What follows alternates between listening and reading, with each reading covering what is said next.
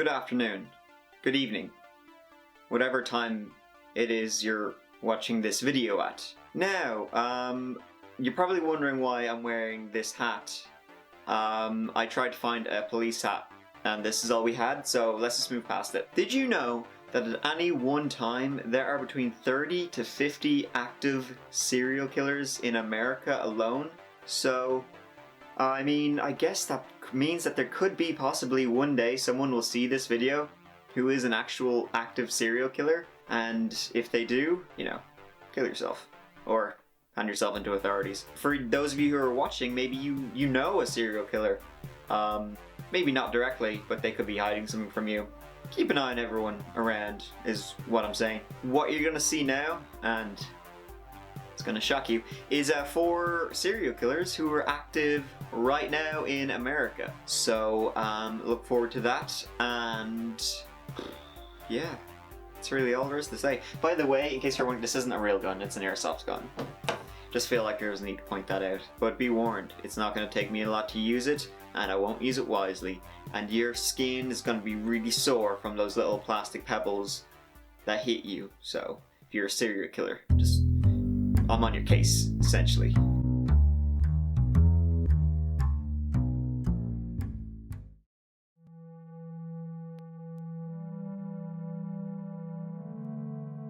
It all started in April 2017 in Lumberton, North Carolina, when the police were called due to a strange smell coming from an abandoned property.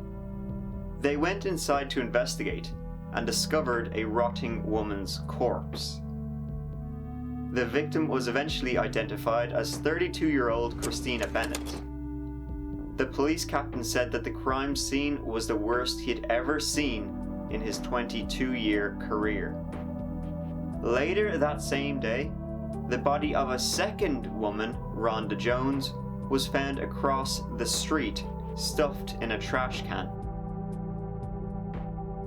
Rhonda Jones's friend, Megan Oxendine, spoke to the local TV news the day after the murder. She paid tribute to Rhonda and said that she was a sweet and kind person. Just 3 weeks later, Megan Oxendine herself was murdered. Her body was found dumped about 500 feet away from the location where Rhonda Jones's body was found. Megan's mother suspects that her daughter might have known something about the other deaths, leading to the killer going after her. In all 3 cases, the medical examiner was unable to determine the approximate time or cause of death due to the decomposition. However, it is likely that all 3 victims were beaten, possibly raped, and either strangled or bludgeoned to death. Also, 2 other women have disappeared in the middle of the murders: 41-year-old Cynthia Jacobs and 23-year-old Abby Patterson. Interestingly enough, Cynthia Jacobs' sister claims that Cynthia was the last person to see Megan Oxendine alive.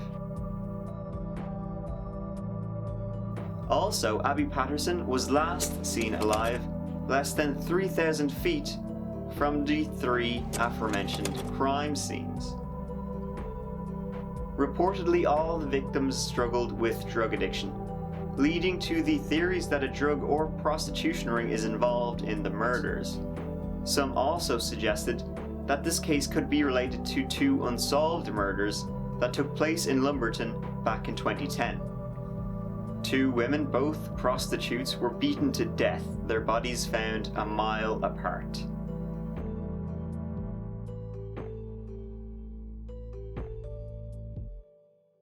The Long Island serial killer is an unidentified suspected serial killer who is believed to have murdered 10 to 16 people associated with prostitution over a period of nearly 20 years, and dumped their bodies along the Ocean Parkway, near the remote Long Island, New York beach towns of Gilgo and Oak Beach in Suffolk County. The remains of 4 victims were found in December 2010, while 6 more sets of remains were found in March and April 2011. On November 29, 2011, the police announced their belief that one person is responsible for all 10 deaths. In December 2010, a police officer and his dog, on a routine training exercise, discovered the first body, the skeletal remains of a woman in a nearly disintegrated burlap sack. This discovery led to 3 more bodies being found 2 days later in the same area. Suffolk County Police Commissioner Richard Dorner said, 4 bodies found in the same location pretty much speaks for itself. It's more than a coincidence. We could have a serial killer. A few months later, in March and April 2011, 4 more bodies were discovered in another area off the parkway. 5 days later, the search for more bodies began. Local media reported that an additional set of partial human remains were found, as well as a separate skull, bringing the potential total number of victims found since December to 10. In April, 2 human teeth were found about a foot from the skull. On November 29th, police announced that they believed one person is responsible for all 10 murders, and that the person is almost certainly from Long Island. On December 13th, the remains of Shannon Gilbert were found in a marsh about half a mile from where she disappeared, only a week earlier. Some of her clothes and belongings had been found in the same vicinity. Police believe that Shannon accidentally drowned after stumbling into a swamp, a view not shared by her mother. She had been last seen banging on a resident's door and screaming for help before running off into the night. A panicked 911 call from Gilbert that night includes her saying they were going to kill her. Who? We don't know. There has been much speculation in the media concerning the identity of the killer, currently known as Unsub, unknown subject. It has been suggested that the serial killer is most likely a white male in his mid-20s to mid-40s, who is very familiar with the south shore of Long Island, and has access to burlap sacks, which he uses to contain the bodies. He may have a detailed knowledge of law enforcement techniques, and perhaps even ties to law enforcement, which have thus far helped him avoid detection. There have been suspects in this case.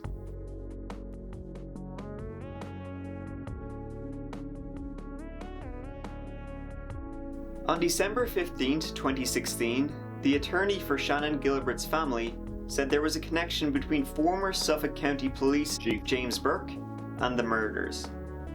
It was rumored that Burke frequently engaged with prostitutes, and one escort came forward claiming she had rough sex with Burke during an Ocean Beach party, during which she was choked.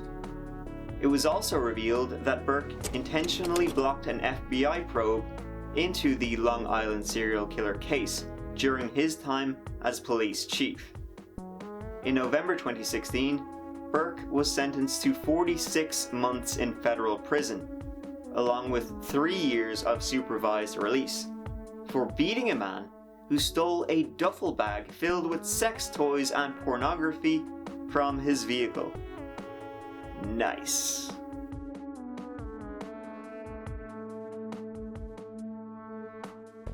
John Bittrolff, a Suffolk County resident who was convicted of the murders of 2 prostitutes in 1993 and 1994, and is a suspect for the murder of a 3rd woman from that time period, was named as a suspect in one of the murders in 2017.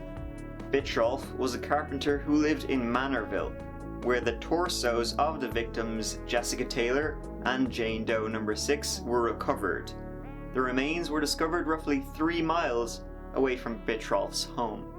He was also a hunter who seemed to enjoy killing and mutilating animals, and reportedly once cut out the heart of a deer he had just shot and ate it raw in the woods. Neighbors also recalled him killing small animals when he was younger.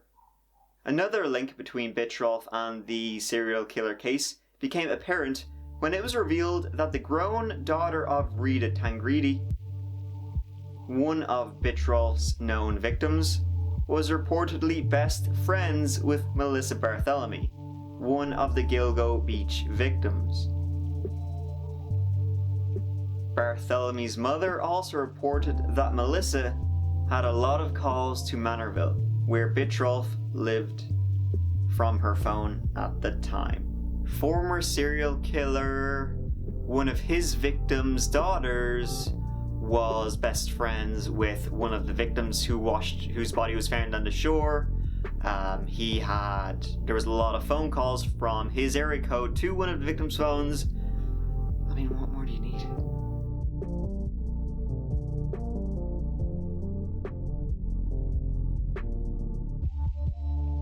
Joseph Brewer, an Oak Beach resident, was one of the last people to see Shannon Gilbert alive.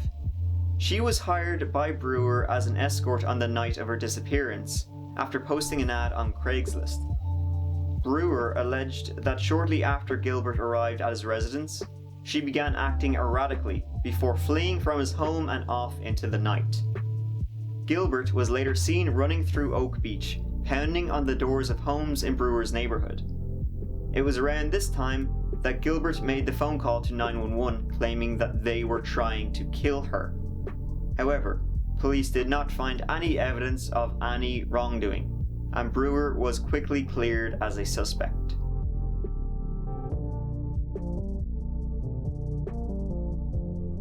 It is quite possible that there is a serial killer active in Florida targeting African American transgender women. The first victim was 36-year-old Celine Walker, found shot to death in her hotel room in February of 2018. On June 1st, Natasha English was found shot in an alleyway between two abandoned homes in Jacksonville. She was rushed to the hospital, but later died from her injuries. On June 24th, 2018, 24-year-old Catalina James was gunned down at a Quality Inn and Suites hotel, also in Jacksonville. On July 19th, 27-year-old Sasha Garden was found dead in the back of the reserve at Lake Buchanan Apartments. Also, 30-year-old Jesse Sumler was found shot to death 12 hours prior to the murder of Sasha Garden. Reportedly, the murder weapon was found left near the door. At least one newspaper has linked the victims to the same touring drag show circuit. Still, the local police department has stated that they do not believe the murders are connected, and are investigating them as separate cases. They haven't named any suspects, but said that in James's case, they are looking for a man in a beige car. A transgender woman was also shot multiple times in her home on June 8th this year, but survived. Local activists said the shooting appeared to be a domestic dispute. Paige Mahogany, the head of the Jacksonville Transgender Awareness Project, stated, "The transgender community feels like there's a target on their backs. We don't feel safe in Jacksonville."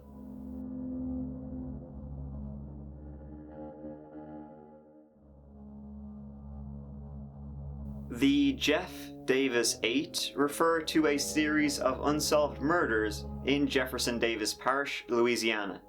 Between 2005 and 2009, the bodies of 8 women, all of whom had been involved with drugs or prostitution, were found in swamps and canals surrounding Jennings, Louisiana.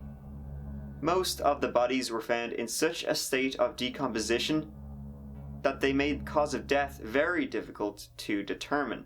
The first victim, Loretta Lewis, 28 years old, was found floating in a river by a fisherman on May 20th, 2005.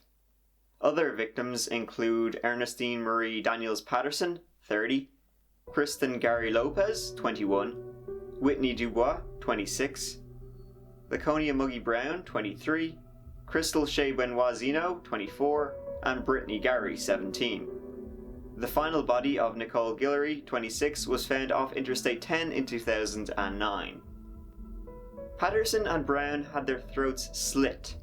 The other bodies were in too advanced a state of decomposition to determine what killed them, though strangulation is suspected. Most of the victims knew each other well. Some were related by blood or lived together. The women all also served as informants for the police about the local drug trade, and often provided police with information about other Jeff Davis 8 victims before their own deaths. Kristen Lopez, one of the victims, was present when police shot and killed a drug dealer named Leonard Crochet in 2005, along with several individuals connected to the Jefferson Davis 8 case, including Alvin Bootsy Lewis, who fathered a child with victim Whitney Dubois and is also the brother-in-law of the first victim, Loretta Chazon Lewis. A grand jury investigated the shooting and determined that there was no probable cause for the charge of negligent homicide against police, even though a Louisiana State Police investigation into the Crochet shooting concluded that he was unarmed even when shot to death by law enforcement. However, witnesses told investigators that they believed the police had killed many of the victims because they knew about the shooting of Leonard Crochet. Many believe that it could be the police are behind the entire string of murders. In 2008, a task force consisting of 14 federal, state, and local law enforcement agencies were formed to solve the killings. From the outset, the task force were searching for a serial killer. Family members of the victims suspect the police are actually responsible for the deaths of those 8 women. They shut down the Crochet drug ring and killed essentially, well, drug dealers, but yeah, unarmed ones in cold blood. A lot of the victims witnessed this, and then suddenly they end up dead too. Yeah. Task Force investigative reports reveal a series of witness interviews in which local law enforcement were implicated in the murders of the women.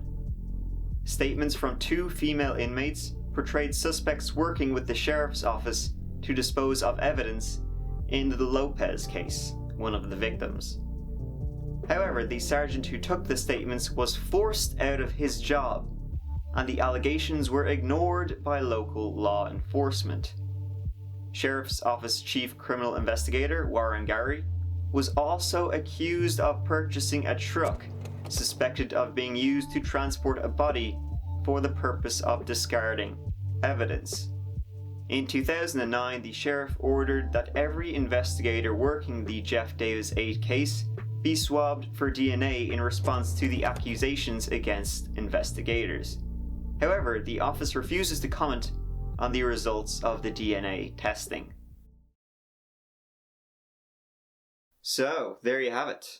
For serial killers, I hope you don't live in Jacksonville, Lumberton, Long Island, or Jefferson Davis County Parish. And if you do, well, just be careful. Even if you don't, there's probably another 40, 50 serial killers out there where you live, so yeah. Also, if you're a prostitute, you probably have bigger fish to fry than worrying about serial killers, I guess, so good luck. Maybe get one of these, but a real one. Might be going down on some dude, and next thing you know, he's trying to strangle you to death, so you can shoot him in the dick.